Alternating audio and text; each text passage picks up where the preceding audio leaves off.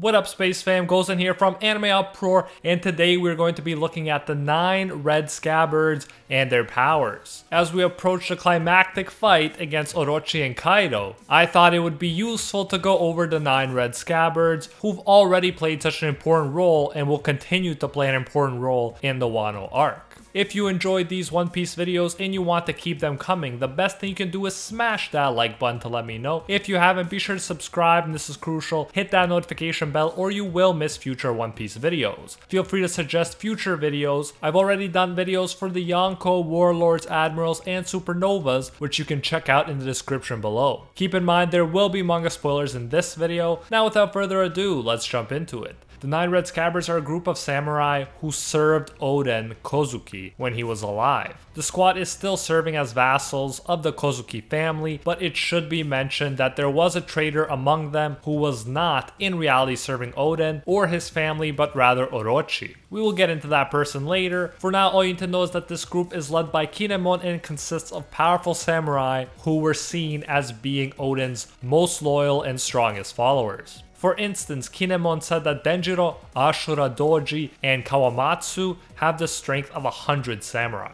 Let's start with Kawamatsu the Kappa, a fishman who is the highest rank you can get in sumo wrestling. Kawamatsu was imprisoned by the Beast Pirates for 13 years, but he says that compared to the suffering of his lord Oden, the whole stay was but a pleasant breeze. As a kid, the boat carrying Kawamatsu and his mother sank. They washed up on Wano and tried to get help, but people threw rocks at them, calling them fishmen. His mother died and told him that fishmen are oppressed all over the world, so he should claim to be a kappa, which is an amphibious imp from Japanese folklore. Interestingly enough, kappa are said to love cucumbers and sumo wrestling. Kawamatsu and the minks, Inuarashi and Nekomamushi, were saved by Oden from being executed by a mob who viewed them as monsters even though they were just kids. After that, they chose to remain with Oden as his vassals. When the Oden castle burned, Kawamatsu helped save Oden's daughter, Hiyori. He used his fishman powers to escape with her using the moat. He took care of Hiyori until she was 13 years old. In addition to being the most skilled sumo wrestler in Wano, Kawamatsu is resilient. When Kawamatsu looked after her, he gave most food he found to Hiyori and starved himself, and he was able to survive eating poisonous fish every day in prison. Fish that were meant to be used for executions. Kawamatsu is amazing with his sword called Sotomuso. He's found a way to incorporate his powerful fishman strength and sumo skills into his swordsmanship.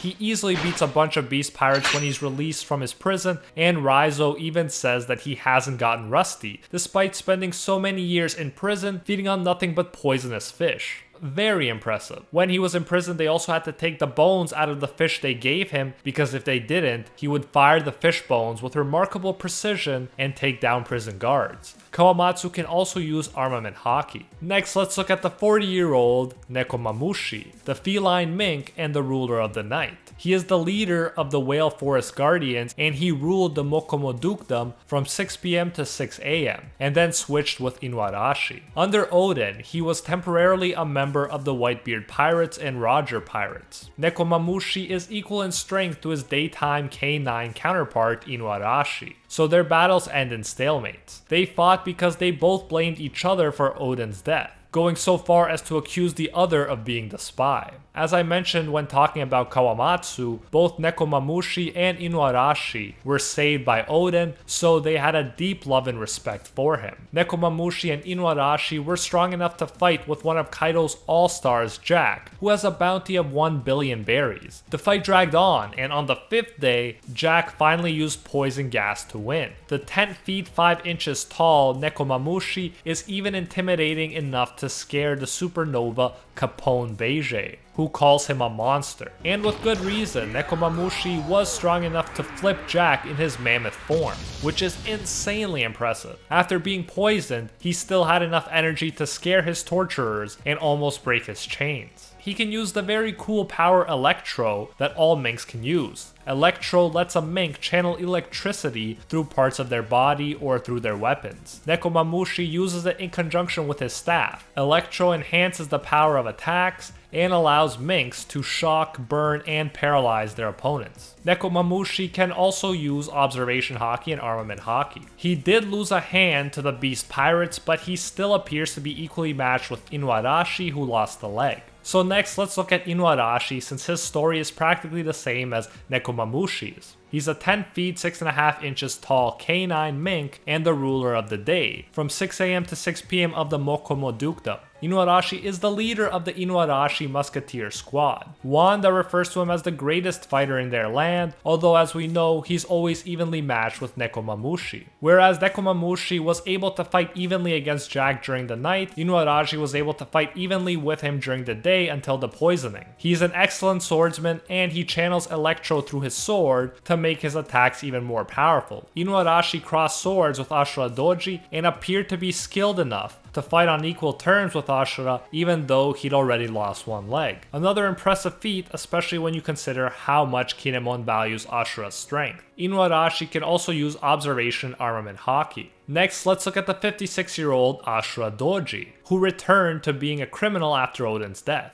Under the name Shutenmaru, he's the leader of the Mount Atama thieves. At first, Ashura is reluctant to join back up with the 9 Scabbards, but after Yasuo's death, he changes his mind. When Oden first met Ashura back in the day, Ashura was considered to be the strongest monster in the lawless land of Kuri, and as a result he had a bunch of lawless followers. It took a day, but Oden beat Ashura and his men. Then he became the daimyo of Kuri, and Ashura became his retainer. Kuri, once a lawless wasteland, became a peaceful home under Oden's leadership. In terms of power, Ashura is one of the 3 Scabbards along with Kawamatsu and Denjiro, who is said to be worth the strength of 100 men. Even Yonko Kaido, referred to as the strongest creature in the world, wants to recruit him. Hold'em, a headliner of the Beast Pirates, even assumes that Luffy is a follower of Shutenmaru, which again is Ashura's criminal alias. As I mentioned when talking about Inuarashi, the two appeared to fight equally. Ashura also fought against the 1 billion bounty man Jack, one of Kaido's 3 strongest men. Ashura gave him a solid wound on his chest. Then they clashed a bit before Kaido showed up, and Ashura, as strong as he is, knew it was time to peace out. He knows he isn't on Kaido's level, but he was fine after the fight with Jack. Everyone watching the fight between Jack and Ashura could see that it was a high level battle. So yeah, don't mess with Ashura, the expert swordsman. Despite his age and large size, he is fast and strong enough to leave a pirate with a 1 billion berry bounty needing bandages. Next, let's look at Raizo of the Mist. Raizo used to be a member of the Kozuki ninja squad, but quit after a kunoichi, aka a female ninja, turned him down. He was a mountain bandit for a while, and the rumor was that he beat up men and kidnapped women. However, Raizo was quick to join Oden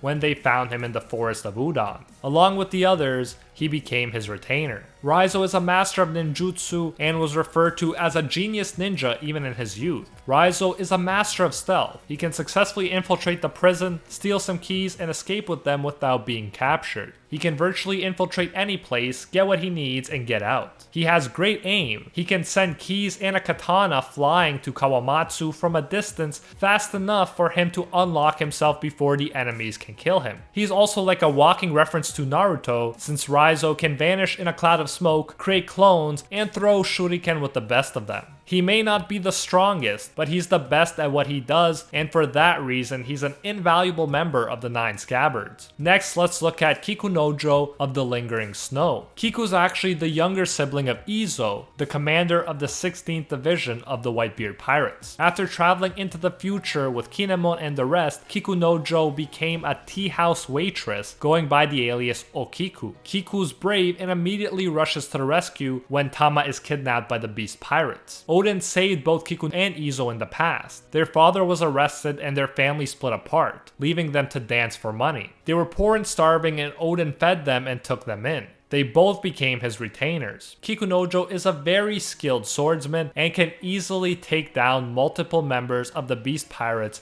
and enemy samurai. Besides being good at fighting, Kikunojo is good at healing. Kiku helped Zoro with injuries and tended to Tama after she drank the poisoned river water. Although Kiku is very skilled, we haven't seen any super crazy feats like fighting equally with one of Kaido's all-stars. And if you didn't know by now, Kikunojo is biologically male male, but, and I quote, a woman at heart, end quote. This explains why Kikunojo is known by the people of Wano as the most handsome swordsman in the land. Let's look at the 36-year-old Foxfire Kinemon next, the leader of the 9 Scabbards. Kinemon's a tall dude at 9 feet and 8 inches tall. He used to be a thug before he joined Oden. Kinemon messed up one day in what became known as the Mountain God Incident. In order to get money, Kinemon kidnapped a baby boar from some other guys who kidnapped the baby boar first. The giant boar, known as the Mountain God, came looking for its child. It caused a lot of destruction and ate a lot of people while looking for Kinemon.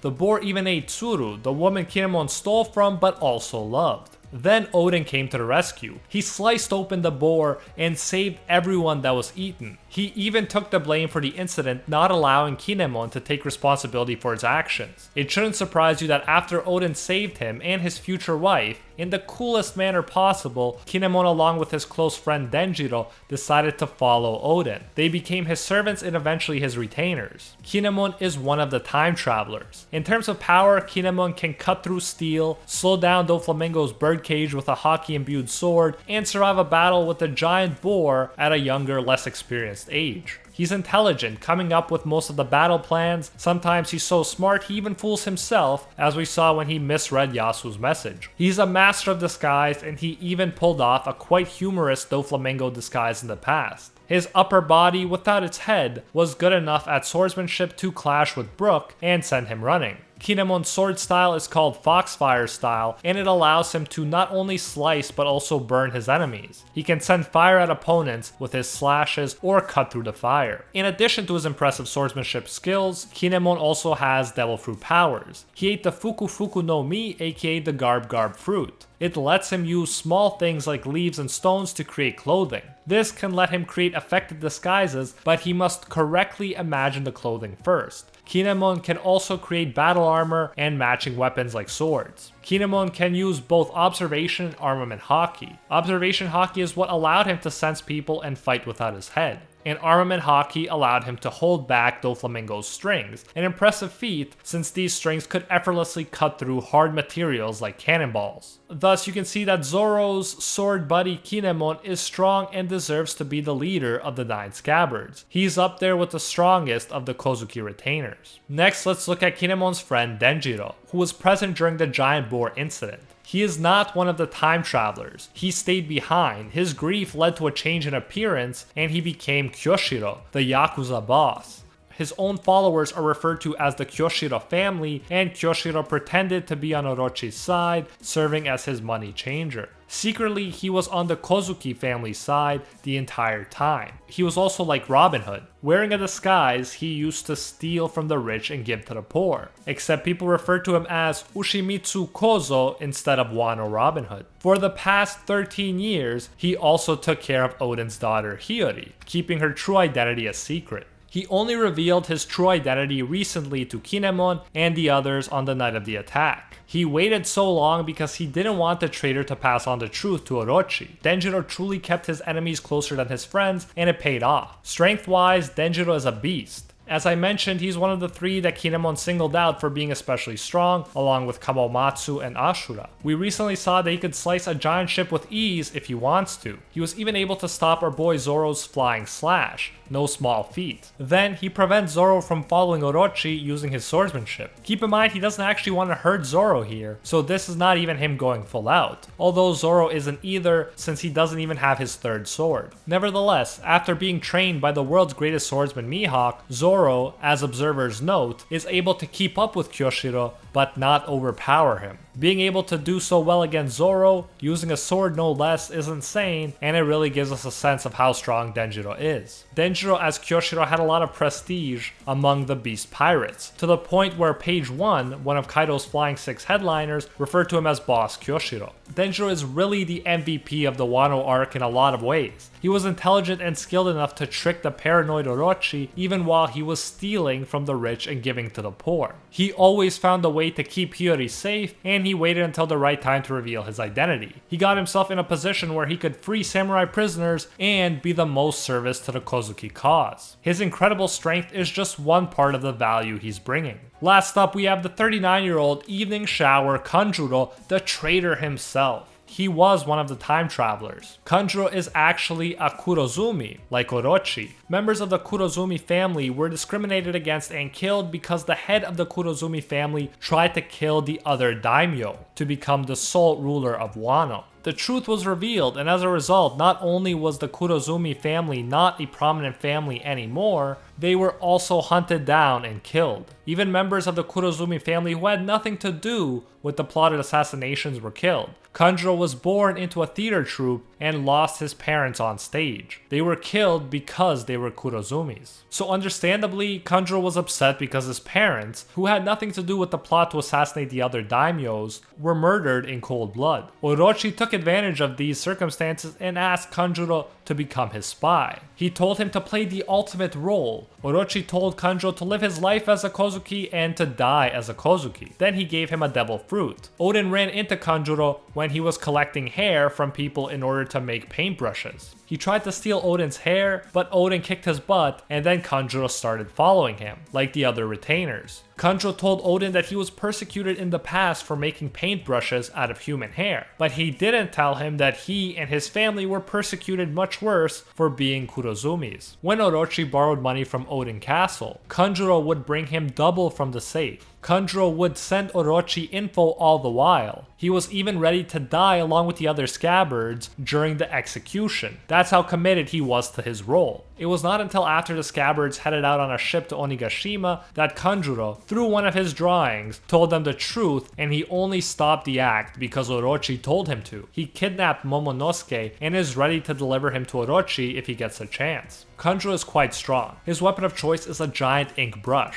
In the past, he imbued it with armament hockey and helped slow down Doflamingo's birdcage with it. He can also use observation hockey. His acting skills are second to none, and he was able to trick the others until he finally told them the truth. His devil fruit, the one Orochi gave him, allows him to bring his drawings to life. He can also become a drawing in order to hide from others. Kanjuro pretended he was bad at drawing in order to trick the Kozuki cause. In reality, he is even skilled enough to create lifelike human beings, which he can control. Kanjuro's drawing was so good that no one aboard the ship to Onigashima knew that the Kanjuro before them was a drawing. Kanjuro's power is perfect for sending messages to Orochi, especially because no Scabbard would suspect lifelike creatures to be carrying messages from Kanjuro. His drawings of snakes are strong enough to bind Shinobu, which is very impressive in and of itself. This power is great because it's so versatile. You could create birds and then fly on top of their backs, or draw people and use them for espionage purposes. It's arguably one of the most useful powers in One Piece when in the hands of a skilled artist. So that's Kanjuro's character and powers. I think Oda did a really good job with him. I find the idea of a character willing to die playing a role fascinating, and Oda did a great job with Kanjuro's backstory, which actually makes his subsequent actions believable. And that is it for the 9 Red Scabbards and their powers explained. I did this video in part because we've been in Wano for a while now, and I wanted to remind myself about every character's importance as we head towards the climactic battle against Orochi and Kaido.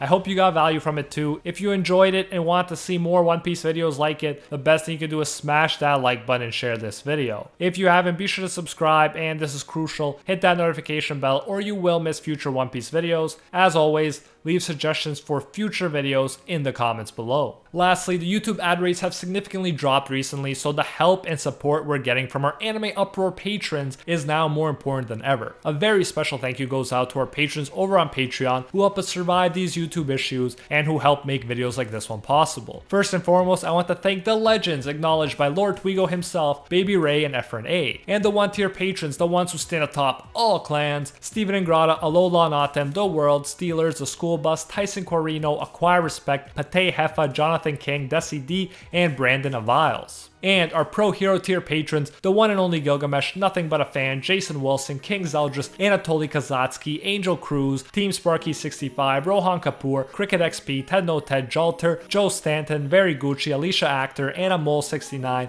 Jessica Kayla Fawn, Hino Kami and Water, Bonnie Parks, Zodiar 12, Rathuan Daora, Emperor Otaku, JCC Waka, The Coach, and according to Google Translate, the Chinese characters for Emperor. Thank you all so much, and I love to see how global this community has has become. If you enjoy our work, you can support more of it by going over to patreon.com/AnimeUproar and becoming a patron today for as little as $1. If you do so, you'll get your name featured in future videos alongside these amazing people right here, and you'll even get access to our private patron-only Discord where we talk about anime, life, and of course, dank memes. So check out patreon.com/AnimeUproar, link in the description if you're interested. You can also now join the YouTube channel and support more content that way if you prefer. Whichever way you choose to support us, you can get the same great benefits. Thanks again, and until next time, see you, Space Cowboys.